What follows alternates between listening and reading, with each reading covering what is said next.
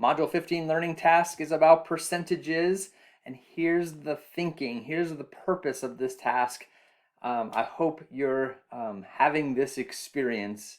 If you didn't, maybe you'll have it now as you watch this video. Here's the experience. You get a problem like this. What's the percent of increase? And a lot of times people go, oh, I don't remember how to do that.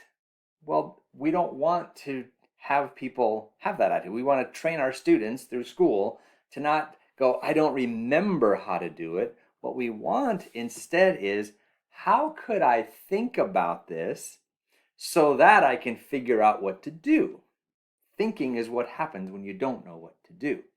And thinking is not remembering. I mean, that's a form of thinking, I suppose, but thinking, problem solving, figuring out what to do based on the story. And so the tool that I've given you to help you with this is the 100 squares. Why 100 squares? Because a percent, we're talking about a percent increase in this case, a 1% means 1 per 100. And so each one of these squares is a 1%. And there's 100 squares, so we have 100%. And what we need to figure out first of all is this. So back to the story. In January 21, on average, gas cost $2.41 per gallon. By January 23, the average price per gallon has gone up to $3.50, and so the cost of gas has increased, and we want to figure out by what percent did it increase. Now, when we talk about a percent, it's relative. Percent of what? Fractions are relative. You've heard me say this story throughout the modules. If we talk about a fraction like 2/3, 2/3 of what? 2/3 of the money in the cushions in my couch, or 2/3 of the money in the bank vault across the street. They're both 2/3, but 2/3 of what? And the of what we are referencing, so we call it the referent. What's the referent in this situation? Well, in this case, the referent is the $2.41. Why? Because that's what we're referring to. We're saying, hey, remember back in 2021, when gas cost $2.41? Well, that reference, now that's the reference point, that has changed to $3.50. It's changed by some amount. We could figure out, in fact, I'll share it in a minute. It's changed by some amount, and we want to write that amount as a percentage, so we want it relative to the 241. We want to know the percent of the increase from the 241. So the 100 squares here, let me just cross that out. The 100 squares is the $2.41, is the reference, the referent. So we're referencing $2.41, and we're going to figure out the percent of increase. Now, if all 100 squares are the $2.41, how much would go in each square? How much would 1% be? And this is where this is a nice tool. If all 100 squares are $2.41, and I want to take that $2.41 and split it up into the 100 squares, then I'm going to take $2.41, divide it by 100 to see how much would go in each square. And maybe you can do this in your head, or maybe you need a calculator. It doesn't matter to me, whatever makes you happy, but it's 0.0241. Every square would get 0.0241. So let me just put a couple in there. This is a 0.0241. This is a 0.0241. This is a 0.0241. You can hardly read that. But the idea is, if you had 100 of those 0.0241s, you'd have $2.41. So 1% in this case, 1% of that January 2021 price is 0.0241. Now, what happened by January 2023? The price of gas has increased to $3.50. So the gas went from $2.41 a gallon to $3.50. That's an increase of $1.09. That's an increase, just a subtraction type comparison of $1.09. What we want to know is, what percent is that $1.09? What percent is it? Well, 1% is 0.0241. So how many percents would there be in $1.09? That is, how many 0.0241s are in $1.09? The $1.09 is that amount of increase. That's what we're thinking about, the percent of increase. The increase is $1.09. 1% is this 0.0241. That's about a little over 2 cents, by the way. So 2.41 cents. So how many about 2 cents are there in $1.09? Yeah? All right. So when you ask the question, how many of those are in there? That's a division question.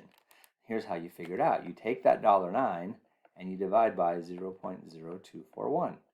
Because that's how you figure out how many 0.0241s are in $1.09. That's what we want to find out. How many of these would I have to shade to figure out how many 1% there are? Well, when you take 1.09 and divide it by 0.0241, oops, got to push the right buttons though, you get about 45.2, if I rounded to the nearest tenth. So you would need about 45.2 of these 1% shaded.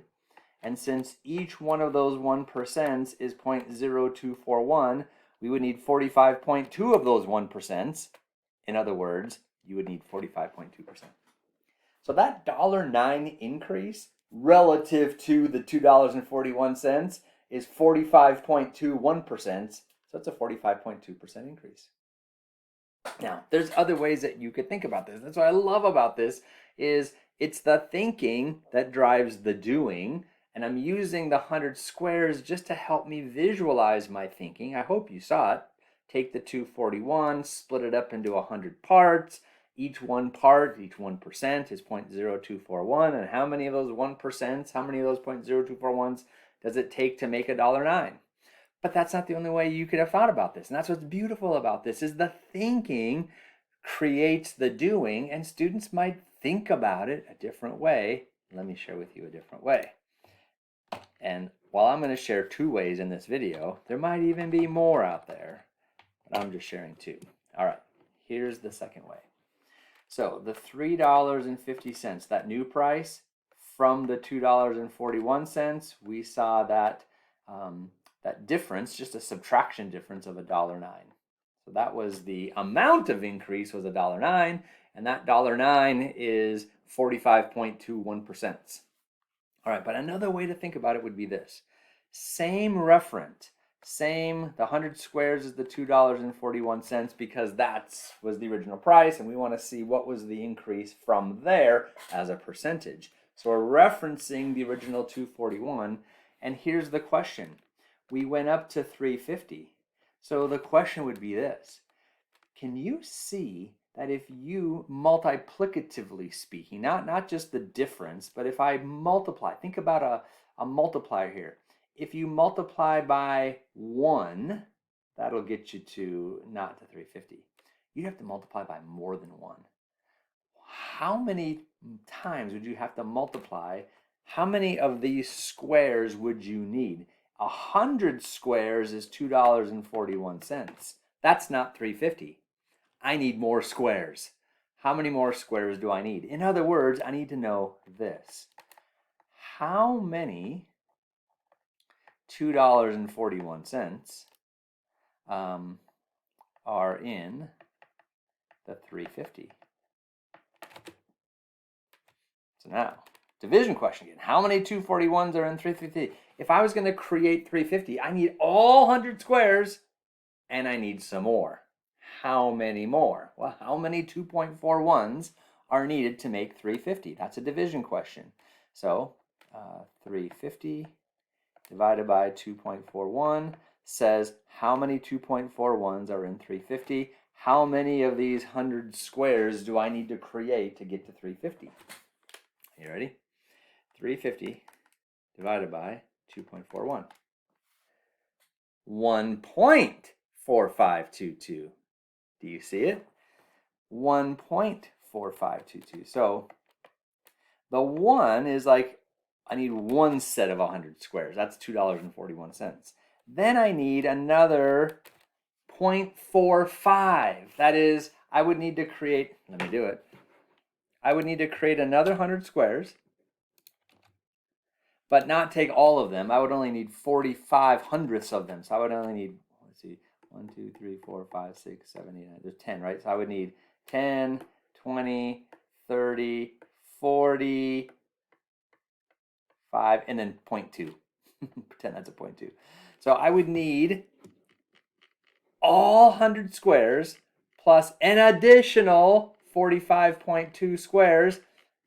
45.2 squares. Remember the problem was, what's the percent of increase?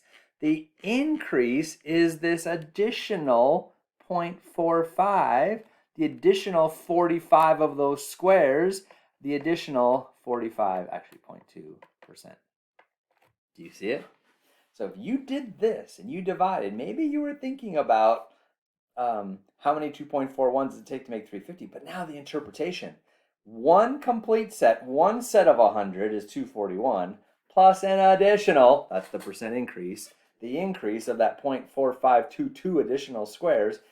Each one of those squares is a 1%, so I need 45.2 of those 1%.